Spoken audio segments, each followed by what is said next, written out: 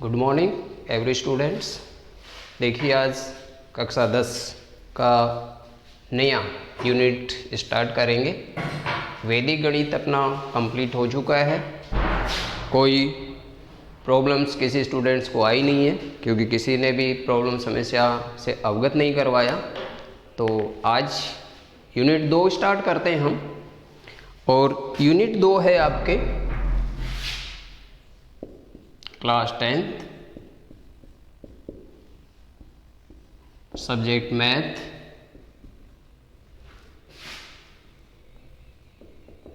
Unit 2। देखिए unit 2 में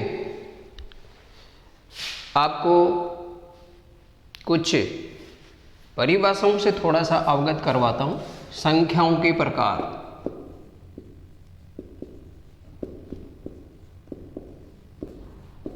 क्योंकि इनके बारे में अगर नॉलेज होगा अपन को तो अपन कुछ सवालों की स्थिति को समझ पाएंगे, अन्यथा अपन सवालों को समझ नहीं पाएंगे। क्योंकि संख्याओं का नॉलेज होना ज़रूरी है। शॉर्ट टाइप में अपन समझा देते हैं। पहला है प्राकृत संख्या।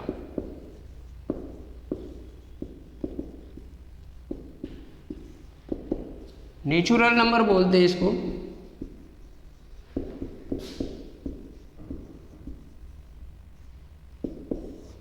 इन्हें n से व्यक्त करते हैं। कहते परिभाषा यह है कि वे संख्या जो 1 से प्रारंभ होकर के अनंत तक चलती है उन्हें प्राकृत संख्या कहते हैं। जैसे पहली क्लास में अपन 1 से स्टार्ट करते थे तो वो प्राकृत संख्या ही लिखते थे अपन। यहाँ पे इनको n से व्यक्त करते हैं। जैसे 1, 2, 3, 4, 5 अनंत। दूसरी होती है पूर्ण संख्या।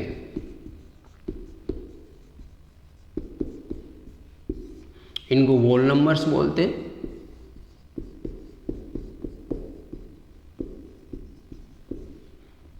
Whole numbers. पूर्ण संख्याएं जब पहले के टाइम में जब अपने पूर्वज आदिवासी किसी संख्या को गिनते थे तो पत्थर रख देते थे। 1 पत्थर 1 वस्तु का प्रतीक, 2 पत्थर 2 वस्तुओं का प्रतीक, 3 पत्थर 3 वस्तुओं का प्रतीक। अब पूर्ण संख्याओं का अर्थ क्या हुआ? पूर्ण संख्याएं वही संख्याएं होती है कि पहले क्या थे, अगर जब पूर्ण संख्याओं की खोज नहीं हुई थी, प्राकृत संख्याओं की खोज हुई थी, तो जैसे मान लीजिए 40 लिखना हो, 10 लिखना हो, तो वो कंप्लीट नहीं होती थी क्योंकि जीरो का नॉलेज ही नहीं था। जब जीरो की खोज हुई तो ये संख्याएं पूर्ण बन गई। क्योंकि जीरो की खोज होती अपन हर प्रकार की संख्या लिख सकते हैं। पूर्ण का मतलब पूरी संख्याएं लिख सकते हैं अपन।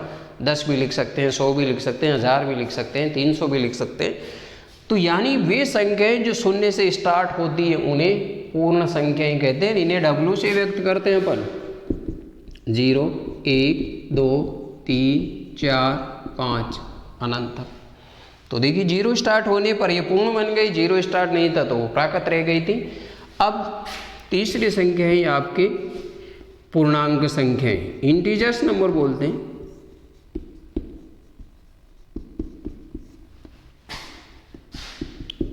इंटीजर्स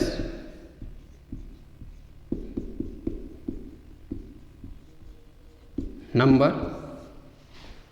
देखिए पूर्णांक संख्याएं कौन सी होती है? जब पूर्ण संख्याओं में अपन ऋणात्मक संख्याएं मिला दें।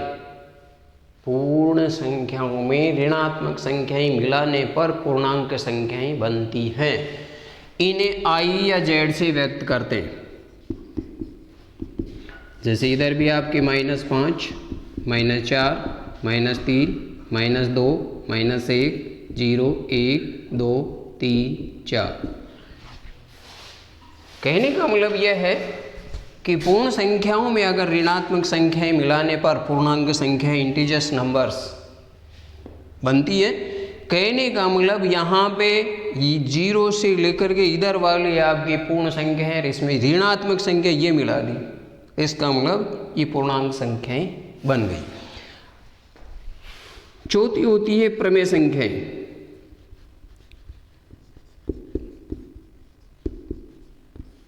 परिमेय संख्याएं रेशनल नंबर बोलते हैं इनको। रेशनल नंबर,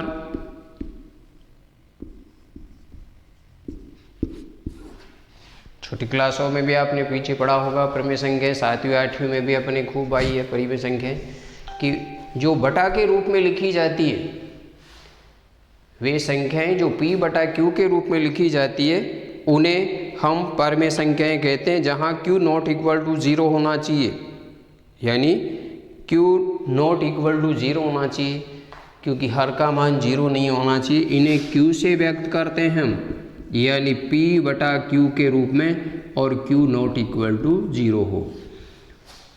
जहां p और q पूर्णांक हैं। पूर्णांक मतलब प्लस माइनस अंश और हर हो सकते हैं दोनों ही, प्लस का भी अंश हो सकता है, माइनस का भी हो सकता है, हर प्लस का भी हो सकता है, माइनस का भी हो सकता है। चौथी संख्या होती है अपरिमेय संख्याएं। देखिए इनका रिवीजन है, वैसे आप पढ़ चुके हैं, 9th क्लास में भी था, मैंने आपको काफ़ी अध्ययन करवाया था इनका, तो यहाँ पे इनका थोड़ा सा दोहरान अपन पूर्व रिवीजन कर रहे हैं अपन, ताकि अपन जो भूल चुके वो थोड़ा सा अपने मेमोरी में आ जाए, याददाश्त में आ जाए, ताकि हम सवालों को सही तरीके से समझ पाएँ। 5वें नंबर की है अपरिमेय संख्या।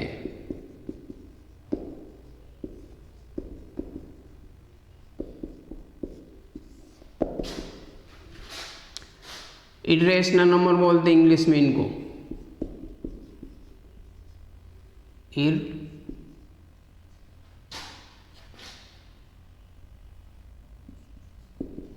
Irrational numbers.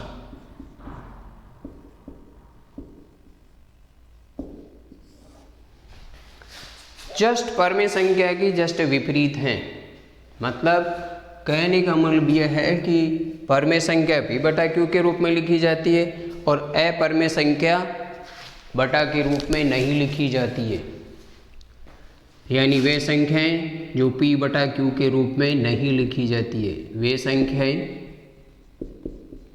जो p बटा q के रूप में नहीं लिखी जाती है उन्हें अपरिमेय संख्याएं कहते हैं।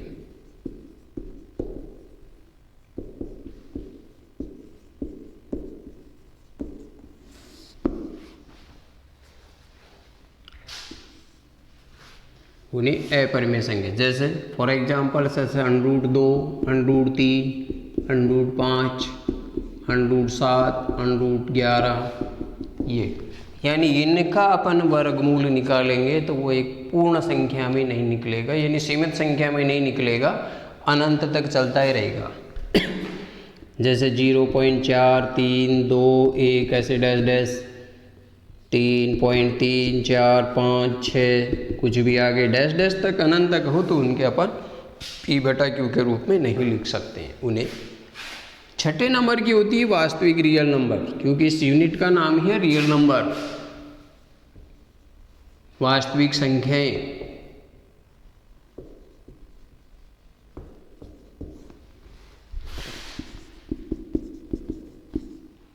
वास्तविक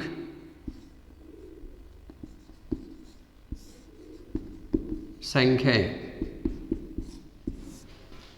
रियल नंबर्स।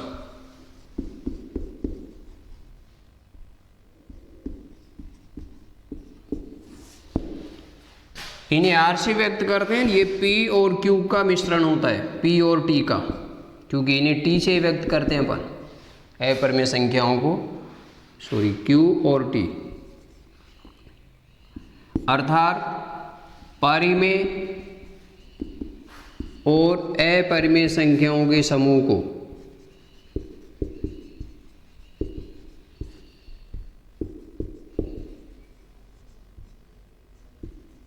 संख्याओं के समूह को वास्तविक संख्याएं कहते हैं।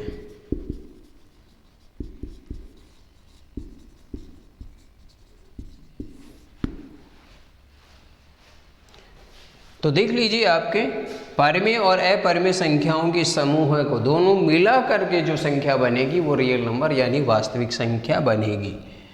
7वें नंबर की है अभाज्य संख्याएं हैं और एक होती है भाज्य संख्या। ये दोनों ही काफी इंपॉर्टेंट है। 7वें नंबर की होती है अभाज्य संख्याएं, बहुत ही इंपॉर्टेंट संख्या है। प्राइम नंबर्स,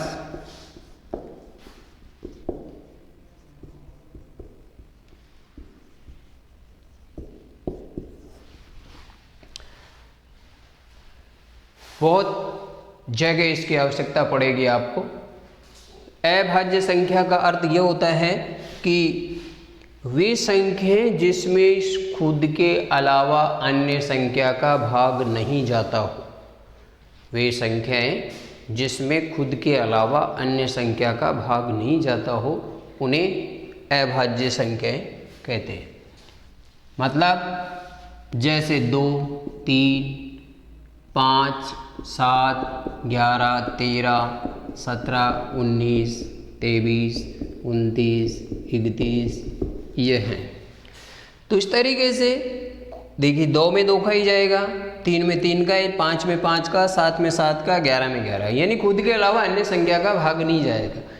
अब आप कहेंगे सर 1 का तो जाता, तो 1 को अपन भाज्य नहीं मानते, नहीं अभाज्य मानते। 1 को छोड़ करके अन्य संख्याओं को अपन लेंगे, तो यानी 1 को न तो भाज्य मानते न अभाज्य। 8वें नंबर की होती है भाज्य संख्याएं।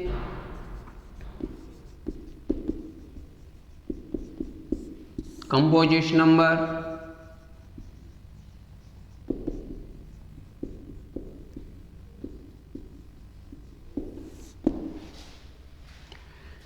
ये इसकी विपरीत होती है ऊपर वाले की, यानी वे संख्या जिसमें खुद के अलावा अन्य संख्या का भाग जाता हो, यानी खुद के अलावा अन्य संख्या का भाग जाता हो, वो भाज्य संख्या ही होती है। कंपोजिट नंबर कहते हैं अपन उनको। जैसे 4, 6, 8, 9, 10, 12, 14, 15, 16, 18, 20, चाहे जितनी लिख सकते हो। देखिए 4 में खुद का तो जाएगा ही, परिभाषा अपन ने क्या बता दी, खुद के अलावा अन्य संख्या का भाग जाता हो तो खुद 4 का तो जाएगा, 4 के अलावा 2 का भाग जा रहा है, इसलिए ये भाज्य बन गई। 6 में खुद 6 का तो जाएगा, 6 के अलावा कौन कौन से संख्या का भाग जा रहा है, 2 का भी जा रहा है, 3 का भी जा रहा है, इसलिए इसको भाज्य कह दिया है। 8 है, 4 का जा रहा है, 9 में 3 का जा रहा है, 10 में 2 का और 5 का जा रहा है, इसलिए इनको भाज्य कहा है। और इनमें गए खुद का ही भाग जा रहा है, इसलिए इनको अभाज्य कहा है। यानी खुद का ही भाग जाए, अभाज्य का मतलब अन्य का भाग ही नहीं जाए, और भाज्य का मतलब अन्य के अलावा भाग जाए, वो भाज्य हो गई। 9वीं होती है सम संख्या,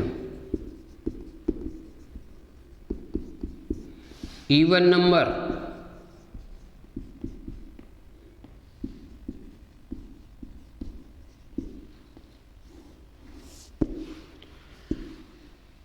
इवन नंबर वे संख्या जिसमें 2 से पूरी विभाजित हो, वे संख्याएं जो 2 से पूरी विभाजित हो, 2 का भाग जाएगा, वो सम होगी। यानी किसी के भी अगर 2 भाग करने हैं तो 2 बराबर ही करेंगे, तो 2 का भाग देना चाहिए उसको। तो इसलिए जिसमें 2 का भाग पूरा चला जाए वो सम संख्या होती है। जैसे 2 सम संख्या कौन सी होती है, 2, 4, 6, 8, 10, 12, ये सम संख्याएं होती। 0 भी सम ही होती है, 0 में 2 का भाग जा सकता है, जाता है। और 10वीं होती है विषम संख्याएं,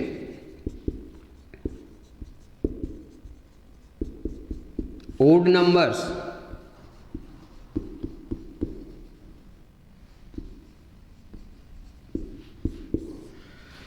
इसका उल्टा है वे संख्याएं जिसमें खुद के अलावा अन्य जिसमें 2 का भाग पूरा नहीं जाता, 2 का भाग जाता वो सम, जिसमें 2 का भाग पूरा नहीं जाता वो विषम।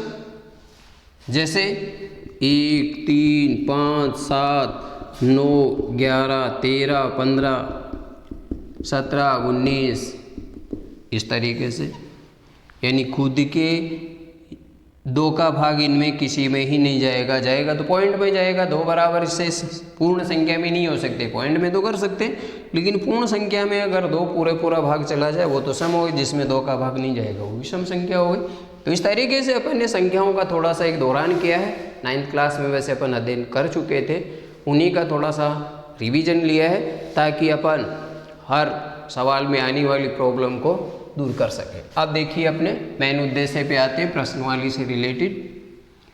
एक इसमें भाग जांच का सूत्र लगता है, यानी एचसीएफ ज्ञात करना पड़ता है आपको, और वो है यूक्लिड विभाजन एल्गोरिथम या यूक्लिड विभाजन प्रेमिका। तो देखिए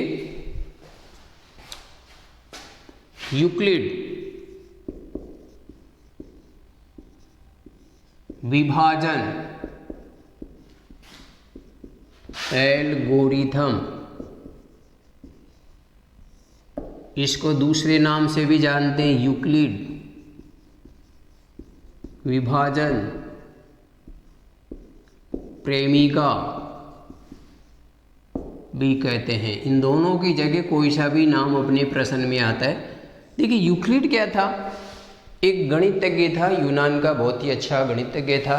इसने एक पुस्तक भी लिखी थी एलिमेंट्स, एलिमेंट्स के रचयिता यूक्लिड ही थे। तो इन्होंने एक सूत्र दिया, और वो सूत्र कौन सा दिया, भाग जांच का सूत्र दिया। भाग जिससे अपन करते हैं, भाग देने के बाद में जांच कैसे करते हैं, उस जांच का इन्होंने सूत्र बनाया था यूक्लिड ने, और उसी के नाम से इसको यूक्लिड विभाजन एल्गोरिथम नाम दे दिया। देखो भाग जांच का सूत्र, भाज्य बराबर भाजक इंटू भागफल प्लस शेषफल। तो यहां पे अब इसने तो क्या किया, एक प्रतीक के रूप में इस सूत्र को बना दिया। वैसे हिंदी रूप में तो यही होता है, भाज्य बराबर भाजक इंटू भागफल प्लस शेषफल, लेकिन इन्होंने एक प्रतीक के रूप में कक्षा 10 में बना दिया। भाज्य को तो ए से व्यक्त कर दिया, भाजक को बी से, भागफल को क्यू से, शेषफल को इंग्लिश में रिमाइंडर बोलते हैं पर। ये सूत्र बनाए इन्होंने यूक्लिड विभाजन एल्गोरिथम। और इस सूत्र से HCF यानी मैं से महत्तम समापर्तक ज्ञात किया जाता है, ज्ञात किया जाता है। यानी इस सूत्र से HCF निकाला जाता है। 2.1 में ज़्यादातर HCF ही पूछा है। अब यहाँ पे ए तो क्या है, भाज्य, प्रतीकों का अर्थ बता देता हूँ। बी क्या है, भाजक, क्यू क्यूटेंट भागफल, और आर शेषफल। लेकिन एक बात को आप ध्यान देना है कि जो ये भाजक है ना, वो हमेशा शेषफल 0 से तो बड़ा होगा, 0 के बराबर ही हो सकता है, या 0 से के बराबर भी हो सकता है, और b से छोटा होता है। शेषफल हमेशा 0 से बड़ा भी हो सकता है या बराबर भी, लेस देन इक्वल टू का अर्थ होता है लगभग बराबर भी होता है या बराबर भी होता है, 0 के बराबर भी, कि जब भाग पूरा चला जाए शेषफल 0 ही बचता है तो वहाँ पे, लेकिन भाग देने वाली संख्या से हमेशा कम ही रहेगा। ये आपके सबसे इम्पोर्टेंट बात इसमें समझनी है, क्योंकि जब भी अपन भाग देते हैं किसी संख्या में, अगर पूरा चला गया तो शेषफल 0 बचेगा, शेषफल 0 बचेगा तो इसका मतलब शेषफल 0 भी हो सकता है। लेकिन आप कभी भी भाग चेक कर लेना कि बी को अपन ने क्या कहा, भाजक, तो भाजक से हमेशा शेषफल छोटा ही रहेगा। अगर बड़ा हो गया तो इसका मतलब आपका भाग गलत है, यानी भाग 1 अंक कम दिया है, भाग को 1 अंक और देना चाहिए था। तो ये ध्यान रखना है कि इन चीज़ों को आपको समझना है कि शेषफल 0 के बराबर या बड़ा भी हो सकता है, लेकिन भाग देने वाली संख्या से छोटा होता है, ये ध्यान देना है इससे। तो इस सूत्र से देखो HCF कैसे निकालते हैं, मैं आपको एक उदाहरण देता हूँ कि सूत्र आपको याद रखना है, पूरी प्रश्नमाली में यही लगेगा, a बराबर बी क्यू प्लस आर। तो इस सूत्र से क्या ज्ञात किया जाता है, केवल HCF ज्ञात किया जाता है। और HCF कैसे निकालेंगे वो मैं आपको एक एग्जाम्पल लेकर के बताता हूँ। देखिए कैसे करना है कि मान लीजिए क्वेश्चन दे दिया, नाम इसका जरूर लिखा हुआ आएगा, इसका लिखा हुआ आएगा। क्वेश्चन दे दिया 425 और 135 का HCF यूक्लिड विभाजन एल्गोरिथम द्वारा ज्ञात करें। ऐसे क्वेश्चन में लिखा हुआ आएगा। 2.1 में काफी क्वेश्चन है इसके। यूक्लिड विभाजन एल्गोरिथम द्वारा HCF ज्ञात करना है। विधि का नाम दे दिया तो आपको विधि का नाम दिया तो यहाँ पे हल तो लिखना ही है। तो यहाँ पे सबसे पहले तो इसका नाम लिखेंगे,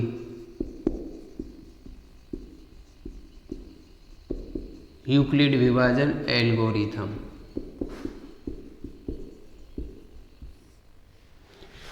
सूत्र अभी बताया था a बराबर बी क्यू प्लस आर। सूत्र तो याद कर लिया। अब सर संख्या कैसे लिखें, किसको क्या माने, तो आपको दो संख्याएं दे रखी है, उसमें छोटी बड़ी संख्या तो अपन पहचान ही सकते हैं। बड़ी संख्या कौन सी है, 425, यानी 425 तो बड़ी है और 135 छोटी है। तो बड़ी और छोटी लिखनी है, पहचाननी है सबसे पहले तो। अब बड़ी संख्या को तो एक के स्थान पे लिखेंगे, यानी ये तो भाज्य बन गया बड़ी संख्या और छोटी संख्या भाजक बन गई। तो आपको एक के स्थान पे तो 425 लिखने और इस बी के स्थान पे लिखने 135। अब भागफल और शेषफल तो इसमें इसका भाग देने के बाद में प्राप्त होते हैं। साइड में आप भाग दीजिए। अब आप कहेंगे सर 435 का भाग देना है, पाड़ा तो हमारे को 20 का ही नहीं आता, 2 का ही 7 का ही नहीं आता, 135 का भाग कैसे करें। कम से कम 20 तक तो पाड़े आपको आने ही चाहिए। अगर 20 तक पाड़े नहीं आते तो कैलकुलेशन में आपको कई दिक्कतों का सामना करना पड़ेगा और सवाल वहीं पे गलत हो जाएगा। तो 20 तक तो कम से कम आपको सीखना ही है, क्योंकि घर बैठे हैं तो रिपीटेशन रोजाना आप पाड़ों का करें, वहाँ कोई देखने वाला नहीं है। क्लास में तो अपन पढ़े तो कोई दूसरा ही कहता है, तो इसलिए अपन को घर पे बैठ करके पाड़ों का रिवीजन अच्छी तरीके से कर सकते हैं। वहाँ कोई कहने वाला नहीं है, अपना ज्ञान बढ़ा सकते हैं। तो आपको अपना ज्ञान बढ़ाना है तो वहाँ पे 20 तक पढ़े। अब रोजाना रिवाइज करना है, रटना भी नहीं है, रिवाइज करना है, बस बोलना है उनको, रोजाना आपको रिपीट करना है। अब देखिए इसके बड़ी संख्या का भाग देने का तरीका बताता हूँ। बड़ी संख्या का भाग कैसे दे दे, छोटे से छोटा बच्चा भी दे सकता है अगर 20 तक के पाड़े आते। देखिए 135 का पाड़ा अपन को नहीं आता, लेकिन 13 का पाड़ा अपन को सबको आता है। 13 का भाग इसके 2 अंकों में देंगे, 13 का भाग 42 पे देंगे। तो 13 दूना 26, 13 × 3 = 39, 13 चौके 52 ज़्यादा हो गए, तो इसका मतलब 13 × 3 = 39, 42 से कम है तो 3 ही बार जाएगा। अब क्या करना है, 135 को या तो साइड में आप 3 से मल्टीप्लाई कर दो कि भाग तो 135 का देना, 13 का नहीं दे रहे अपन, 39 नहीं लिखा। ये तो 100 ट्रिक्स है भाई। इसमें 13 का भाग इसमें 3 बार गया तो इसका मतलब 135 का भाग इस पूरी संख्या में 3 बार जाएगा। तो 3 से मल्टीप्लाई करेंगे, 5 × 3 = 15, 3 × 3 = 9 × 1 = 10 और 3 × 1 = 3 × 1 = 4। 405 आया जो कि 425 से कम है, इसका मतलब 3 बार भाग चला गया। बाकी करेंगे 0, 2। अब देखिए इनटू में आपको लिखना है भागफल 3, प्लस लगा करके शेषफल लिखना है 20। ये प्रथम चरण हो गया इसका। और जब तक ये कब तक चलेगा, ये जब तक शेषफल 0 नहीं आ जाए तब तक आपके चलेगा। तो यहाँ पे r का मान ≠ 0, r का मान 0 नहीं हुआ, शेषफल 0 नहीं आया। तो अब सेकंड चरण ज्ञात करने के लिए क्या करें अपन, सेकंड चरण ज्ञात करने के लिए यहाँ पे पहली संख्या और लास्ट वाली संख्या यानी b और r वाली संख्या देखनी है। तो पहली ये b बन गई, ये r बन गई। इसका मतलब है इनमें से छोटी बड़ी संख्या देखनी है फिर, तो बड़ी संख्या को तो आगे a के स्थान पे लिखेंगे हम और छोटी को b के स्थान पे लिखेंगे। फिर इसमें इसका भाग देना है, 20 का भाग 135 में देना है। अब 20 का पहाड़ा तो आता ही होगा, 20 छिके 120, 20 से 7 140, तो 6 बार जाएगा, 20 छिके 120, 5 1। यहाँ पे अपन इंटू में लिखेंगे 6, प्लस में लिखेंगे 15, सेकंड चरण। अब यहाँ पे r नॉट इक्वल टू 0 है, क्योंकि शेषफल अब भी 0 नहीं आया। तो अपन क्या करना है, फिर वही फर्स्ट और लास्ट वाली संख्या देखनी है अपन को। तो बड़ी 20 है, छोटे 15 है, तो 20 को तो a के स्थान पे लिखेंगे, वही सूत्र वापस रिवाइज होगा 15। अब 15 का भाग 20 में देना है, तो 15 एका 15, फिर 5। तो यहाँ पे इंटू में 1 लिखना है और प्लस 5, थर्ड चरण। फिर भी r नॉट इक्वल टू 0 हुआ है। अब आपको करना क्या है, जब तक 0 नहीं हो तब तक अपन को इसको करते रहना। अब पहली और लास्ट वाली संख्या, तो 15 को तो आगे उतारना है और 5 को यहाँ पे। अब 5 का भाग 15 में देना है, 5 3 15, घटाएंगे 0। अब इंटू 3 लिखेंगे, प्लस 0 आ गया, देखो लास्ट में 0 आ गया ना। ये कंप्लीट हो गया चौथे चरण, यहाँ पे चौथा चरण लिखेंगे हम और r बराबर 0 लिखेंगे। लेकिन अपन से पूछा क्या है, HCF पूछा है। अब HCF से कौन सी संख्या होगी बताना पड़ेगा कि जिस संख्या का इसमें भाग देने पर शेषफल 0 हुआ, यानी 5 का भाग 15 में देने पर शेषफल 0, तो जिस संख्या का भाग दे रहे हैं वो संख्या इसका HCF होगी। तो नीचे लिखेंगे अतः ये संख्या इसकी HCF होगी, अतः HCF क्या हुआ 5। ये आंसर है। तो आपको इस तरीके से यूक्लिड विभाजन से HCF ज्ञात करना है। सूत्र आपको a बराबर BQ प्लस R लेना है। फिर दो संख्याएं दे रखी है, दो संख्या में छोटी और बड़ी संख्या आपको पहचाननी है। बड़ी संख्या आगे लिखनी है, छोटी संख्या B के स्थान पे, यानी बड़ी संख्या A के स्थान पे और छोटी संख्या B के स्थान पे लिख देंगे अपन।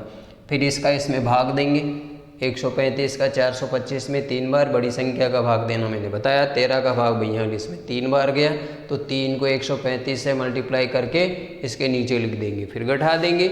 आगे भाग नहीं देना, पॉइंटों में कभी नहीं देना इसमें भाग।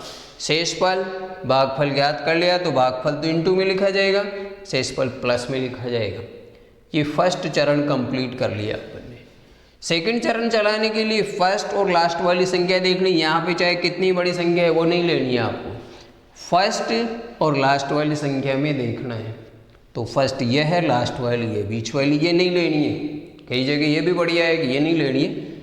तो यहाँ पे बड़ी संख्या 135 तो ए के स्थान पे और छोटी संख्या बी के स्थान पे। फिर 20 का भाग इसमें देना है। 20 का भाग 135 में 6 बार गया, 20 के 120 घटा दिया, 15 बच गई।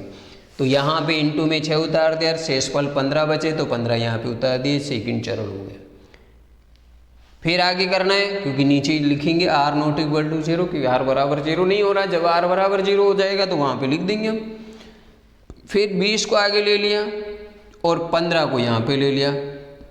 15 का भाग 20 में देना है, 15 एका 15, घटाएंगे 5 बच जाएंगे।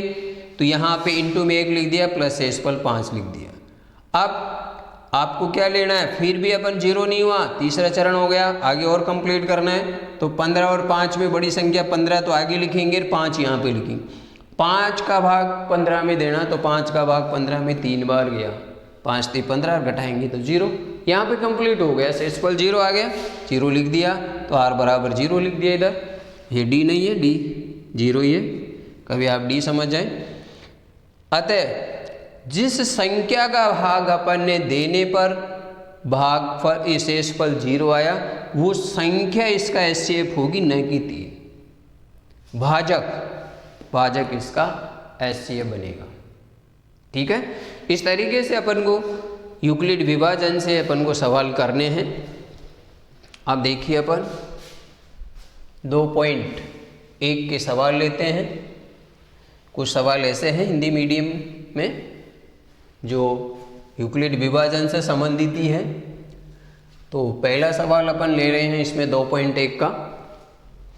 2.1 का पहला सवाल देखिए आप।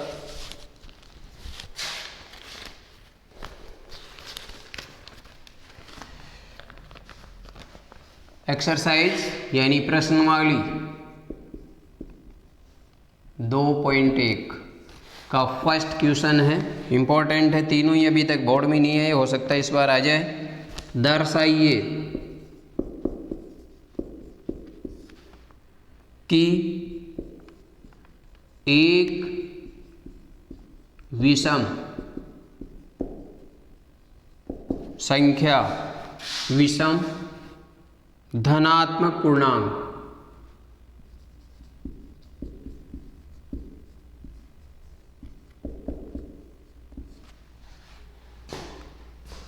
का वर्ग 8³ + 1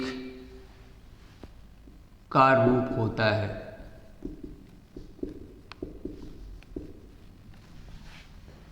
जहां Q एक धनात्मक पूर्णांक है, धनात्मक पूर्णांक है। देखिए अपन ने परिभाषाएं के प्रकार में अभी परिभाषाएं देखी थी। धनात्मक पूर्णांक, पूर्णांक आ गया तो पूर्णांक प्लस माइनस में दोनों होते हैं, लेकिन यहाँ पे धनात्मक तो प्लस वाली संख्या ही धनात्मक पूर्णांक होती है और माइनस वाली ऋणात्मक पूर्णांक होती है। तो यहाँ पे अपन को ये प्लस वाला लेना है। ऐसे सवाल को हल करने का तरीका देखिए आपके किस तरीके से आपको करना है इसको हल।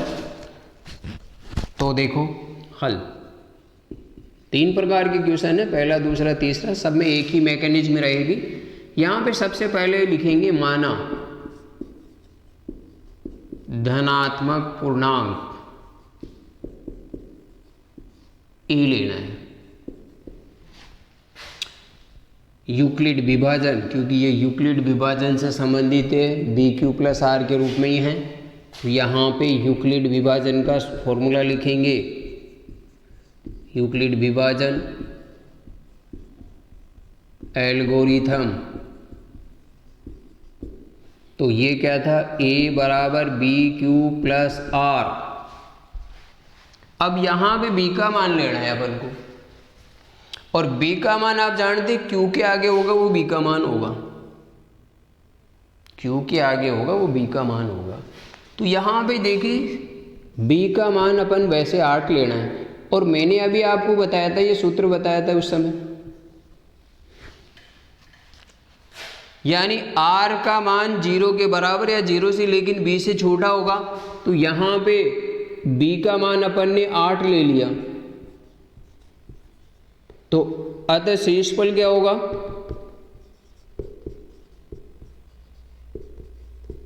R का मान इस 8 से कम होगा। 0, 1, 2, 3, 4, 5, 6, 7। देखिए यहाँ पे इतनी संख्याओं का वर्ग करेंगे तो सवाल काफ़ी बड़ा हो जाता है। तो इसको शॉर्ट करना है तो इसके आधे मान ले लीजिए, B का मान आप 4 ही ले लीजिए, तो थोड़ा सा शॉर्ट हो जाएगा, नहीं काफ़ी बड़ा होगा। तो यहाँ B का मान अपन 4 ही ले लें तो केवल 3 तक ही इसके शेषफल मानी जाएंगे। इस तरीके से इसको थोड़ा सा शॉर्ट कर देते हैं अपन। अतः धनात्मक पूर्णांक A बराबर माना अपन ने, तो B का मान अपन ने 4 लिया, तो 4 Q की जगह Q, पहला शेषफल आपके है 0। फिर A बराबर 4Q, दूसरा शेषफल 1। फिर A बराबर 4Q, क्योंकि 4Q तो सब में सेम रहेगा, क्योंकि B का मान सभी में सेम ही रखना है। केवल चेंज होगा तो इसमें R का मान चेंज होगा, भाई 4Q लिख करके सभी के पीछे ये शेषफल जोड़ना है, +2। A बराबर 4Q + 3, ये देखिए। अपन को करना क्या, ये धनात्मक पूर्णांक अपन ने निकाल लिए, लेकिन करना क्या है, विषम धनात्मक पूर्णांक का वर्ग ही करना है अपन को। तो यहाँ पे पहला पॉइंट, विषम धनात्मक पूर्णांक कौन सा हुआ, एक तो ये हुआ विषम और एक ये हुआ, केवल इन्हीं दोनों का वर्ग करके 8q + 1 लाना है।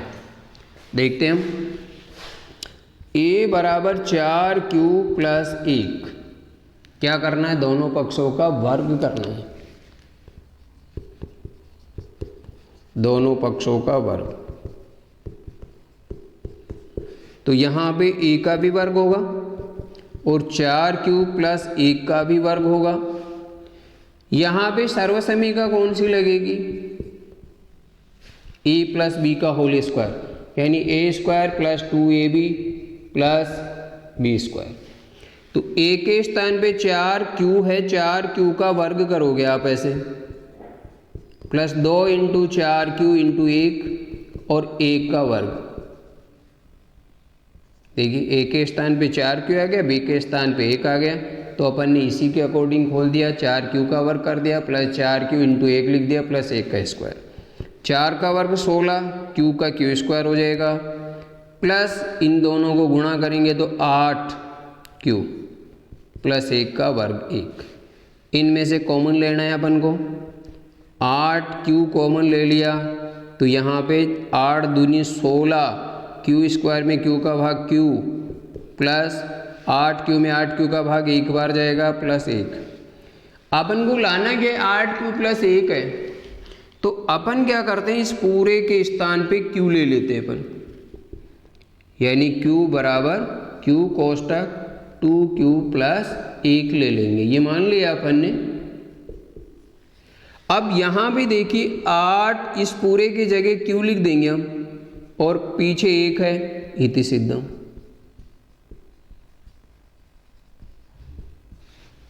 यानी 4q + 1 का वर्ग करके अपन को 8q + 1 लाना है।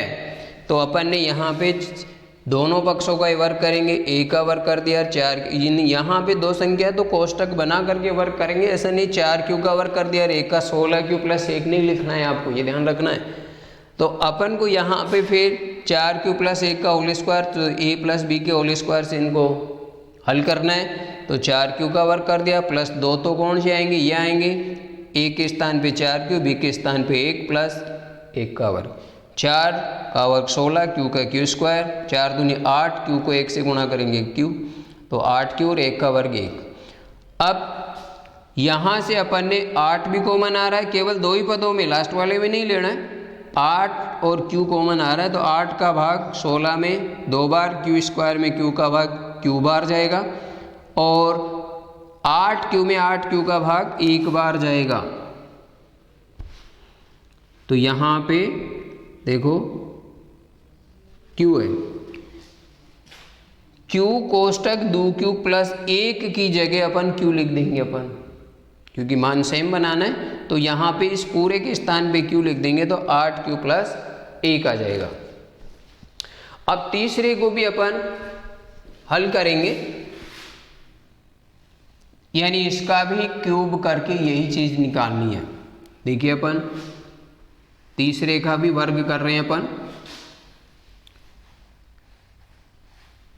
तीसरे का वर्ग करेंगे सेकंड, a बराबर 4q + 3, वही दोनों पक्षों का वर्ग करेंगे अपन,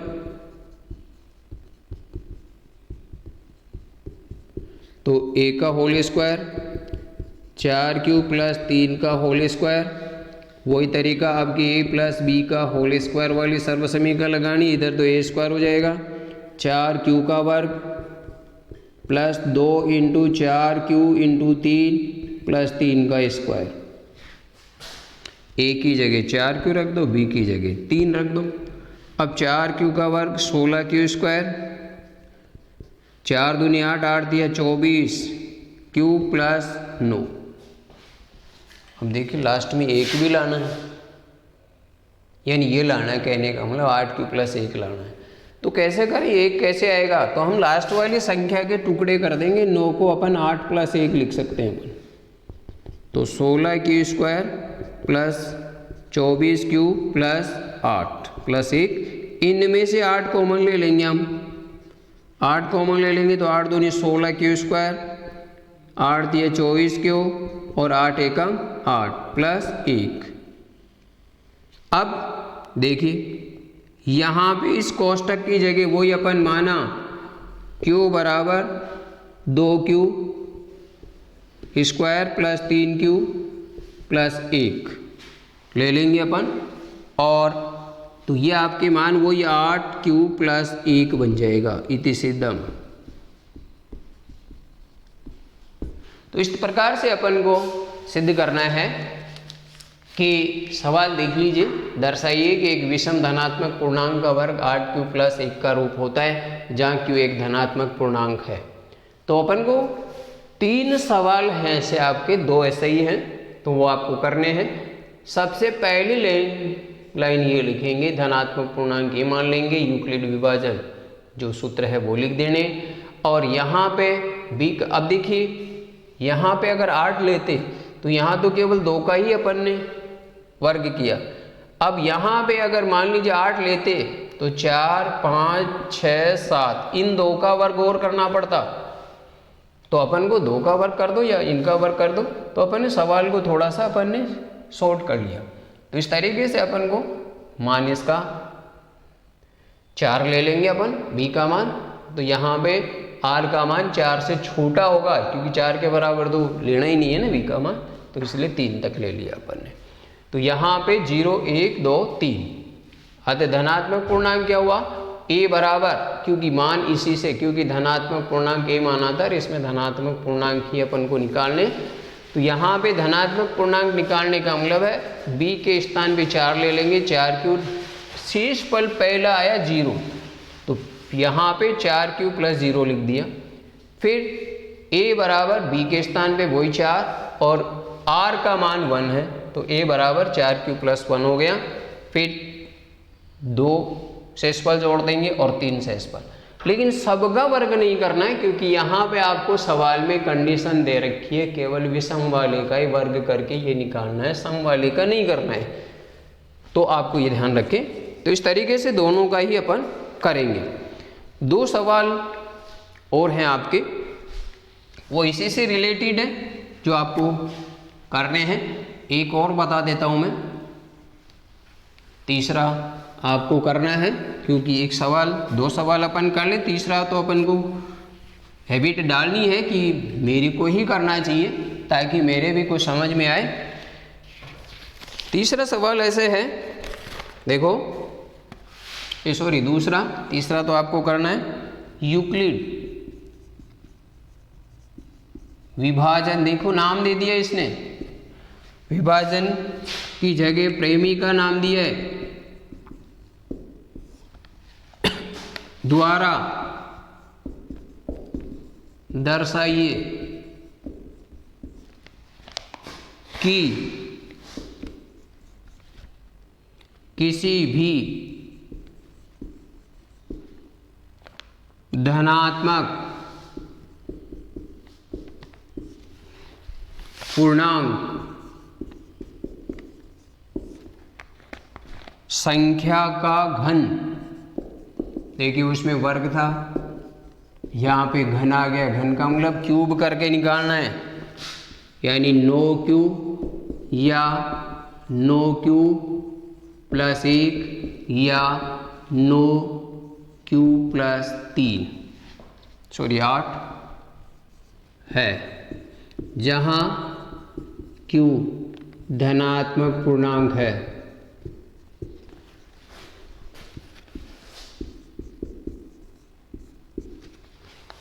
q धनात्मक पूर्णांक है, देखिए अब इसमें, अब q को धनात्मक पूर्णांक तो प्लस वाला ही होगा।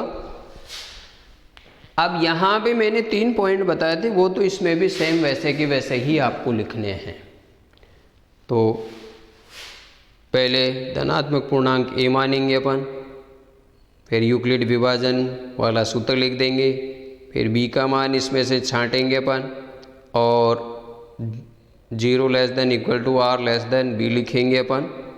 अब बी का मान इसमें भी क्या लेना है, देखो 9 है वैसे बी का मान, लेकिन यहाँ पे आधा तो कर नहीं सकते, तो 3 का वर्गमूल 9 का वर्गमूल 3 ले लेंगे अपन इसमें।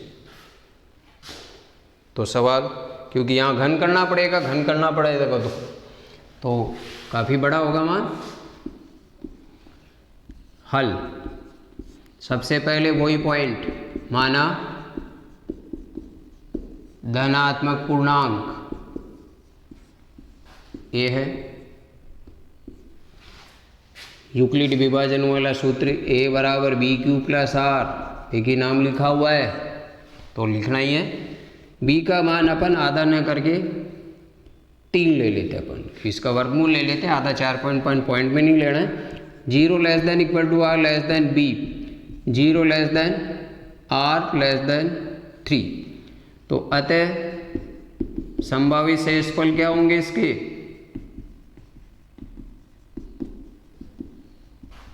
यानी r बराबर 0, 1 और 2। अब 3 का ही क्यूब करना पड़ेगा, अतः धनात्मक पूर्णांक, धनात्मक पूर्णांक a बराबर मान इसी से ही निकालने हैं आपको। a तो लिखना ही है, b का मान 3q प्लस पहला शेषफल 0, फिर a बराबर 3q प्लस 1, a बराबर 3q प्लस 2। अब इनमें क्यूब करके निकालना है। a बराबर 3q में 0 जोड़ेंगे तो 3q ही आएगा। अब दोनों पक्षों का घन करेंगे हम,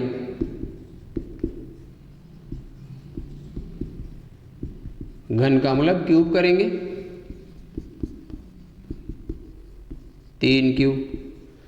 अब a का क्यूब क्या होगा, a क्यूब, 3 का 27 और q का q क्यूब। अपन को लाना कितना है, 9q। तो अपन इसको ऐसे लिख देते हैं, 27 को 9 इंटू 3 q क्यूब। अब इसको अपन q मान लेते हैं अपन, q बराबर 3 q क्यूब, तो आपके ये 9q बन जाएगा। इति सिद्धम पहला। तो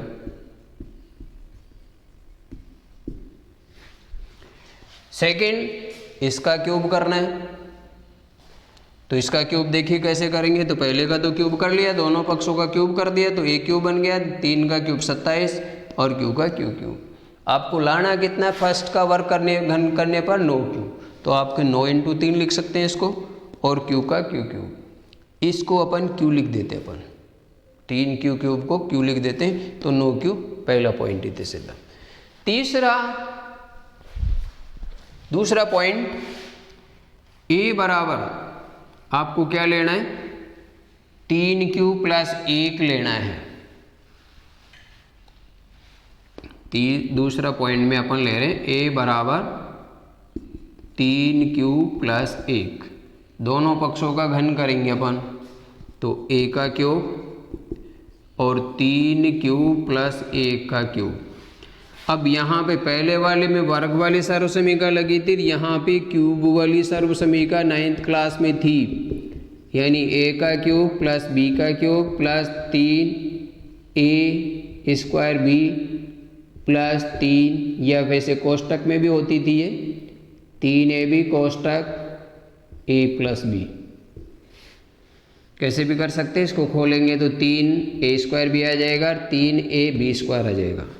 तो देखिए पहले a का क्यूब है, तो यहाँ पे आपको इधर तो a क्यूब हो जाएगा, 3q का क्यूब करना है, a का क्यूब, फिर 3 इंटू 3q इंटू 1, क्योंकि a के स्थान पे 3q है, b के स्थान पे 1, फिर ये का ये कोष्टक आपको उतारना है। 3 का क्यूब 27, q का q क्यूब, 1 का 1, 3 दिया 9 q, 3q प्लस 1, अंदर गुणा कर दो, 27 q cube plus 1, 9 × 27 q square और 9q, एक ही घटती घातों में लिखो, यानी पहले 27 क्यू क्यूब, 27 क्यू स्क्वायर और 9 क्यू प्लस 1, इसको इधर ले लेते अपन। देखिए इनमें कॉमन आता है, इनमें 9 क्यू कॉमन आएगा, तो 9 क्यू कॉमन लेंगे तो 9 का भाग 27 में 3 बार, क्यू क्यूब में क्यू स्क्वायर, क्योंकि क्यूब में स्क्वायर का भाग देंगे, क्यू क्यूब में क्यू का भाग देंगे तो क्यू स्क्वायर। यहाँ पे 27 में 9 का भाग 3 और क्यू स्क्वायर में क्यू का भाग देंगे तो क्यू, प्लस 9 क्यू में 9 क्यू का भाग 1 बार प्लस 1। अब वही तरीका अपन को लाना क्या है, 9 क्यू प्लस 1, तो इस यहाँ से लेकर के यहाँ तक वाले को क्यू मान लेंगे अपन। तो माना क्यू बराबर क्यू कोष्टक 3 q square plus 3 q plus 1, तो यहाँ पे आपके 9 क्यू, पीछे वाला 1 है, इति सिद्धम। इस तरीके से अपन यहाँ पे करेंगे। पहले का क्यूब किया 9 क्यू आ गया, दूसरे का क्यूब किया 9 क्यू प्लस 1 आ गया, तीसरे का करने पे यह आना चाहिए 8 क्यू 9 क्यू प्लस 8 आना चाहिए। तो आपको करना है यहाँ पे सेम ऐसे कैसे ही हल करना है आपको। एक बार प्रयास करेंगे, नहीं आता तो पूछ लेना आप। इसका क्यूब आपको करके इस तरीके से फिर कॉमन ले लेना, लास्ट में अब क्या आएगा उसका घन कर लेंगे अपन। तो देखिए आगे,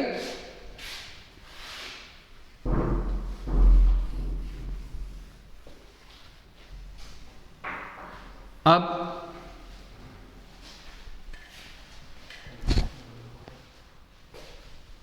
कितना होगा 52, चलो लेओगे आप, नहीं मिलेगी क्या? चलो स्टॉप कर दो। ठीक है, आज इतना ही लेंगे अपन, नेक्स्ट आगे देखेंगे अपन।